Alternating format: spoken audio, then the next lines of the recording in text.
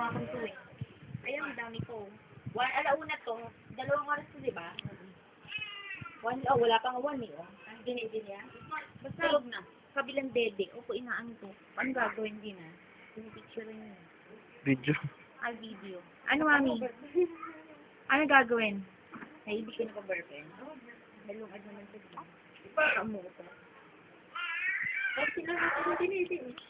Dumede sa akin. 2 dede.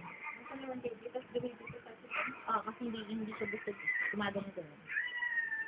2 dede. Tulog. Tulog yan natin eh. Tulog. Tingin po.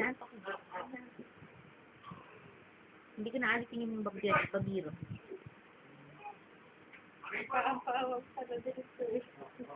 Mami, hinihilot ko siya kanina umaga. Wala ayaw niya ibigay. Takot ako ng hindi ganonin. Hindi ko sana gaganunin. Ayaw niya. Ginaganon ko lang.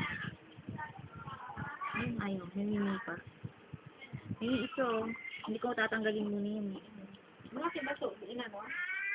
Takot yung parayo. Maliit lang po pero yung dugo. Ganun yun. Oo, hinihilot siya lang. Grabe. Kasi ayaw lumabas.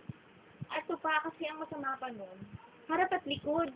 Yung harap nagawa na, yung likod, nilagyan pa din ng dugo. Kailangan yung bilog, puno yun ng dugo.